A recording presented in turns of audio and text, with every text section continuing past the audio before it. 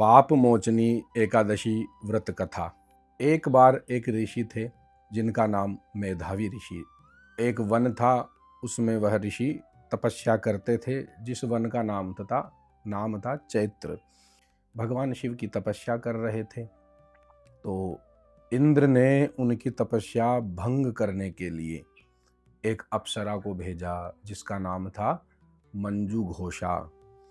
मंजू घोषा के रूप पर मोहित हो गए जो मेधावी ऋषि थे और अपनी तपस्या को भूल गए और वर्षों तक उसके साथ में ही वहाँ पर रहे। यह सब माया है, तो इसमें ऐसा ना समझे कि ऋषि मुनि ऐसे कृत्य भी किया करते थे या कर लेते थे। इसमें ऐसा भ्रम में ना फंसे और मन में नास्तिकवाद ना आने दे। तो वर्षों बाद क्या होता है, जब मेधावी को अपने गलती का एहसास होता है तो उन्होंने मंजू घोषा को पिशाचिनी होने का शाप दे दिया कि तू इंद्र की आज्ञा से इस प्रकार से मेरी तपस्या को भंग की है, इसलिए मैं तुझे पिशाचिनी होने का श्राप देता हूँ।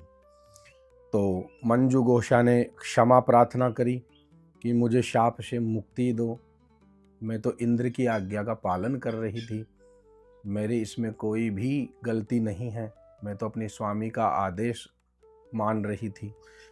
तो ऋषि को थोड़ी दया आ जाती है और ऋषि कहते हैं कि ठीक है, क्षमा कर देता हूँ।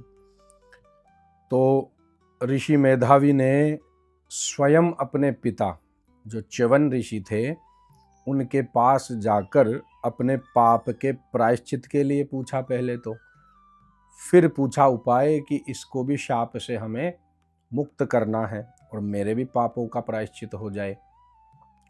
तो च्यवन ऋषि ने ध्यान लगाकर देखा और अपनी तपस्या के बल पर उनको चैत्र माह में, चैत्र के महीने में कृष्ण पक्ष की जो एकादशी होती है जिसका नाम पाप मोचनी एकादशी होती है, उसका उपवास व्रत करने को कहा।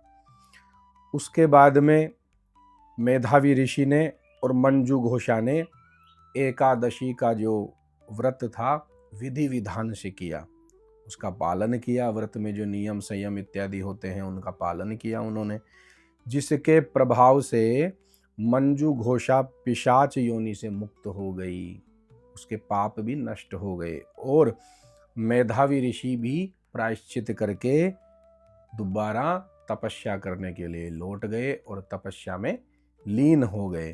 तो दोनों के ही कई पाप भस्म हो गए।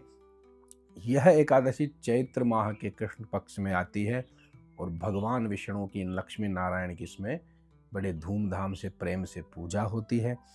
इस कथा को सुनने या पढ़ने से 1000 गौदान बराबर हमें फल प्राप्त होता है, इसलिए आप सभी को भेजें।